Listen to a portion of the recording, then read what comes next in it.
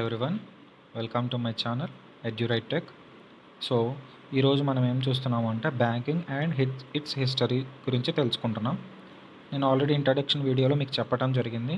ఏంటి అంటే మనం banking awareness, computer awareness, current అఫైర్స్కి సంబంధించిన వీడియోస్ అనేవి మన ఛానల్లో ఉంటాయి అని. సో బ్యాంకింగ్ అవేర్నెస్ అనేది ఈ రోజుతో స్టార్ట్ అవుతుంది, ఈ రోజు నుండి.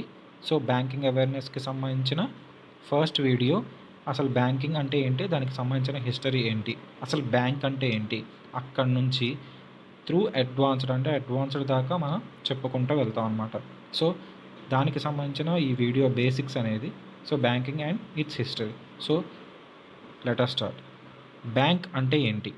It is a financial institution that performs activities like. So అదొక ఫైనాన్షియల్ ఇన్స్టిట్యూషన్. అంటే ఫినాన్షియల్ అంటే నథింగ్ బట్ ఒక మనీతో ముడిపడే ఉండేది అని అర్థం అనమాట. సో ఫినాన్షియల్గా మనకి ఉండే ఇన్స్టిట్యూషన్ అంటే ఒక ఇన్స్టిట్యూట్ లాగా.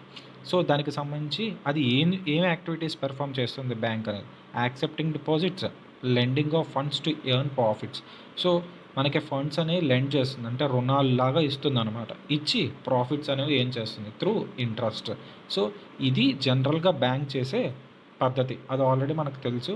సో మనం జనరల్గా మనం బయటకు వెళ్తుంటాం, మనకు బ్యాంక్లో మనం డిపాజిట్ చేస్తాం, విత్డ్రా చేసుకుంటాం, అండ్ ఆల్సో ఏదైనా కావాలంటే లోన్ తీసుకుంటాం. లోన్ తీసుకొని దానికి సంబంధించిన ఇంట్రెస్ట్ మనం పే చేస్తాం. సో ఇవన్నీ మనకి జనరల్గా తెలిసినవి. So banking is not only accepting deposits and providing loans, but also provide services like issuing of debit and credit cards, safe custody of valuable items, ATM services etcetera. So మనం debit card use చేస్తున్నాం, credit cards use చేస్తున్నాం. ఇవన్నీ ఏంటి? Bank ఇచ్చే services అనమాట. And safe custody of valuable items, మనం gold పెట్టుకుంటాం. So లేకపోతే సమ్ అమౌంట్ ఆఫ్ మనీ మనం ఒక ఫిక్స్డ్ డిపాజిట్ లాగా చేసుకుంటాం.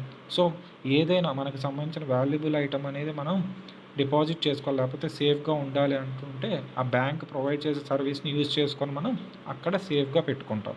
And also ATM services use చేస్తున్నాం. అంటే మనం బయట ఏటీఎం చూస్తాం. సో దాంట్లో నెంబర్ ఆఫ్ సర్వీసెస్ ఉంటాయి. మనం వెళ్ళి విత్డ్రా చేసుకోవచ్చు, డిపాజిట్ చేసుకోవచ్చు, పిన్ జనరేట్ చేసుకోవచ్చు, లేకపోతే చేంజ్ చేసుకోవచ్చు. సో లాట్ ఆఫ్ మనకి సర్వీసెస్ అనేవి ఈ ఏటీఎం సర్వీసెస్ ద్వారా కూడా ఇస్తుంది. సో ఎక్సెట్రా ఇంకా చాలా ఉంటాయి. సో అవన్నీ మీకు జనరల్గా తెలుస్తూ ఉంటాయి. అండ్ వెళ్తున్న కొద్దీ ఇంకా కొత్తవి కూడా తెలుస్తూ ఉంటాయి. సో అవి నెక్స్ట్ ఫ్యూచర్ వీడియోస్లో మీకు అర్థమవుతుంది. Next, A company which do transactions the business of banking is termed as banking company.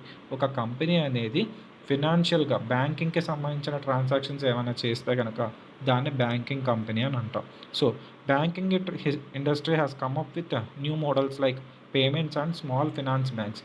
అంటే స్మాల్ ఫినాన్స్ బ్యాంక్స్ కొన్ని వచ్చినాయి, అండ్ ఆల్సో పేమెంట్స్ బ్యాంక్స్ కూడా వచ్చినాయి. ఎలా అంటే మనకి ఎయిర్టెల్ పేమెంట్స్ బ్యాంక్, లేకపోతే పేటిఎంకి సంబంధించిన బ్యాంక్. సో ఇట్లా different types of payments banks వచ్చినాయి. అండ్ స్మాల్ ఫినాన్స్ బ్యాంక్స్ లాగా కొన్ని వచ్చినాయి. అంటే కొత్త చిన్న బ్యాంక్స్ అనేవి దేనికి అంటే చిన్న వ్యాపారులకి, లేకపోతే చిన్న అగ్రికల్చర్కి సంబంధించిన వాటికి లోన్స్ ఇవ్వడానికి. సో వీటన్నిటికి సంబంధించి ఈ బ్యాంకింగ్ ఇండస్ట్రీ అనేది కొత్తవి జనరేట్ అయ్యి కొన్ని కొత్త మోడల్స్ అనేవి ఇచ్చిందనమాట. So next, digital payment system has also evolved with IMPS. మనం డిజిటల్ పేమెంట్స్ చేస్తున్నాం, PhonePe, Google Pay and Paytm ద్వారా. సో ఇవన్నీ దేని ద్వారా? డిజిటల్ పేమెంట్స్ అనేవి వచ్చినాయి through IMPS immediate payment service అనమాట.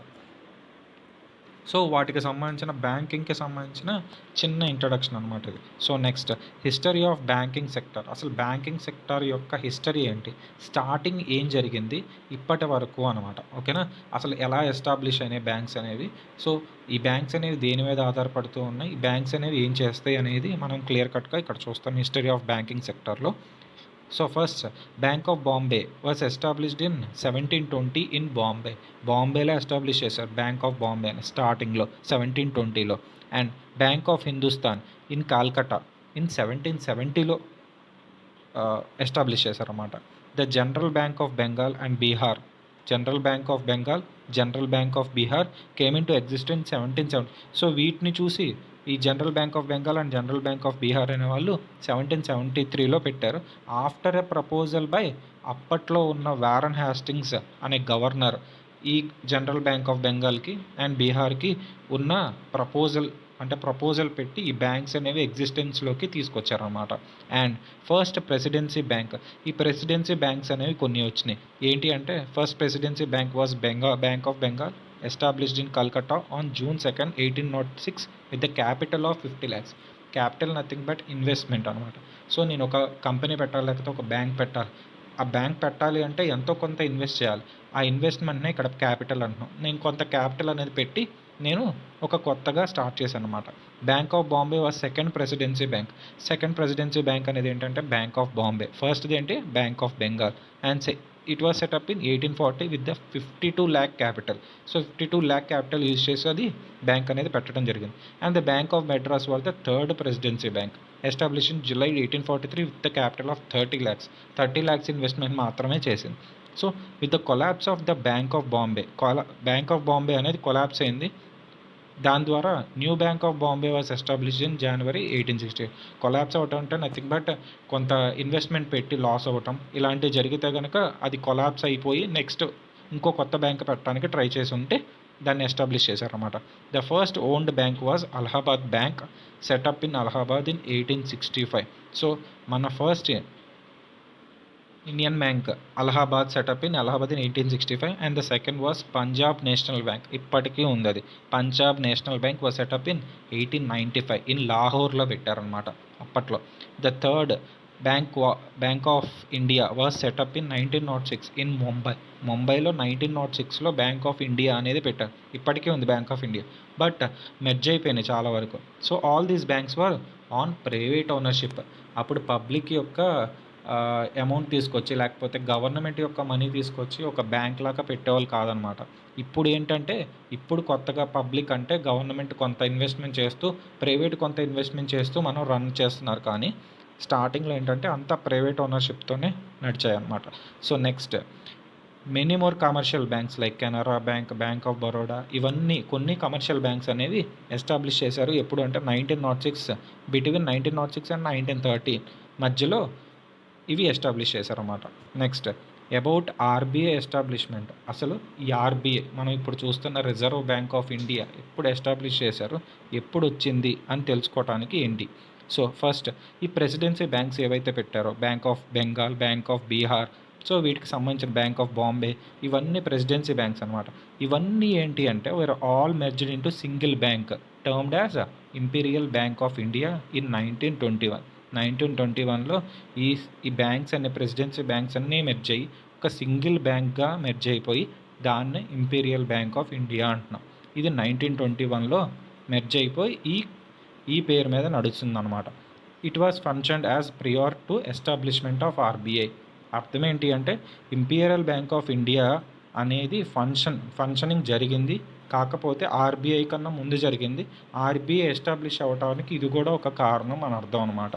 Next Indian central banking enquiry committee was set up in 1929 to survey the problems of Indian banking and observed that need a central bank to be established for our country. మన కంట్రీకి ఒక central bank అనేది కావాలి. So ఈ committee ఏం చేసింది అంటే survey చేసింది అనమాట. బ్యాంకింగ్ యొక్క ప్రాబ్లమ్స్ అంటే ఇండియాలో ఉన్న బ్యాంకింగ్ ప్రాబ్లమ్స్ ఏంటి, అంటే ఎటువంటి ప్రాబ్లమ్స్ వస్తున్నాయి, అంటే జనాల నుంచి ఒక పబ్లిక్ నుంచి బ్యాంకింగ్కి సంబంధించిన ప్రాబ్లమ్స్ ఏమొస్తున్నాయి, వాటన్నిటికీ చూస్తే మనకి ఒక బ్యాంక్ కావాలి, అది కూడా సెంట్రల్ బ్యాంక్, అంటే అన్నిటికి కలిపి ఒక బ్యాంక్ లాగా అనమాట, అదే హెడ్ లాగా ఉండాలి అనేది ఒకటి డిసైడ్ చేశారన్నమాట ఆ కమిటీ వాళ్ళు. Next reserve bank of India act 1934 was enacted for the setting up of the reserve bank of India. So RBI act 1934 ఇది యాక్ట్ అనేది వచ్చిందనమాట.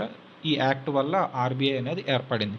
So reserve bank of India ఏర్పడటానికి మెయిన్ 2 రీజన్స్ ఏంటి అంటే requirements of అగ్రికల్చర్కి సంబంధించిన requirements కావచ్చు. అంటే అప్పట్లో అగ్రికల్చర్, ఇప్పటికే మనం అగ్రికల్చర్ మీద డిపెండ్ అవుతున్నాం ఎక్కువ. సో వాటికి సంబంధించిన రిక్వైర్మెంట్స్ అంటే వాటికి రుణాలు ఇవ్వటం కానీ లేకపోతే అగ్రికల్చర్కి సంబంధించిన ఏదైనా ప్రాబ్లమ్స్ రావటం వల్ల ఈ ఆర్బీఐ అనేది ఎస్టాబ్లిష్ చేయడం జరిగింది. And issue of bank failures, ఇన్ని బ్యాంక్స్ పెట్టినా అది ఎఫెక్టివ్గా లేకపోతే కనుక ఆ బ్యాంక్ అనేది అంత ప్రభావం చూపదన్నమాట. సో అంటే మనం ఏదైనా ఇంట్రెస్ట్ సపోజ్ మనం ఏదైనా డిపాజిట్ చేసాం, ఆ బ్యాంక్ అనేది సరిగ్గా వర్క్ చేయకపోతే మన డిపాజిట్స్ అనేవి వెనక్కి తీసుకుంటాం. సో బ్యాంక్ ఫెయిల్యూర్స్ అనేవి జరుగుతూ ఉంటాయి. సో వీటి వల్ల ఆర్బీఐ అనేది ఏర్పడటానికి జరిగిందనమాట. Then first implemented the nationalisation of Imperial bank of India. ఇందాక చెప్పాను ఇంపీరియల్ బ్యాంక్ ఆఫ్ ఇండియా అనేది ఎలా ఏర్పడింది అంటే ఆల్రెడీ పెట్టిన ప్రెసిడెన్సీ బ్యాంక్స్ వల్ల అవన్నీ మెర్జ్ అయ్యి ఇంపీరియల్ బ్యాంక్ ఆఫ్ ఇండియాగా ఏర్పడింది. దాన్ని ఫస్ట్ నేషనలైజ్ చేశారు and then it was converted into State Bank of India. ఇప్పుడు మనం చూస్తున్న State Bank of India in 1955 with the enactment of State Bank of India Act 1955.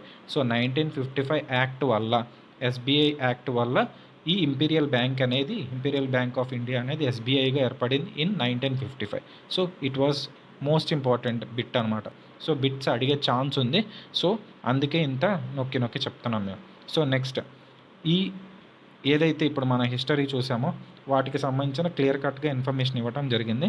And next వచ్చే చిన్న topic ఏంటంటే టైప్స్ ఆఫ్ బ్యాంకింగ్. ఎన్ని types of bankings ఉంటాయి? Para banking, narrow banking, offshore banking. So మనం చెప్పచ్చు బ్యాంకింగ్ మనం చూస్తున్న ఒక బ్యాంకే కదండి, ఇంకా చాలా ఇన్ని ఉన్నాయా అంటే యూసేజ్ని బట్టి, అంటే నాకు పలానా ప్లేస్ని బట్టి పలానా ఏరియాని బట్టి బ్యాంకింగ్ అనేది మారిపోతూ ఉంటుంది. వాటికి సంబంధించిన ఈ టైప్స్ ఆఫ్ బ్యాంకింగ్ అనేది దీని గురించి నేను నెక్స్ట్ వీడియోలో చెప్తాను. అండ్ క్లియర్ కట్గా మీకు ఈ బ్యాంకింగ్ అండ్ ఇట్స్ హిస్టరీ గురించి క్లియర్ కట్గా ఎక్స్ప్లెనేషన్ ఇవ్వటం జరిగింది. అండ్ దీనికి సంబంధించిన ఎంసీక్యూస్ కానీ దానికి సంబంధించిన క్విజ్ కానీ నేను ఒక 2-3 డేస్లో అప్లోడ్ చేస్తాను. ఓకేనా? క్లియర్ కట్గా అర్థమైందని అనుకుంటున్నాను. ఎటువంటి డౌట్స్ ఉన్నా కింద కమెంట్ చేయండి. అండ్ ఈ వీడియో మీకు నచ్చినట్లయితే లైక్ చేయండి, షేర్ చేయండి అండ్ ఆల్సో కమెంట్ చేయండి. And don't forget to subscribe to Edurite tech. Thank you.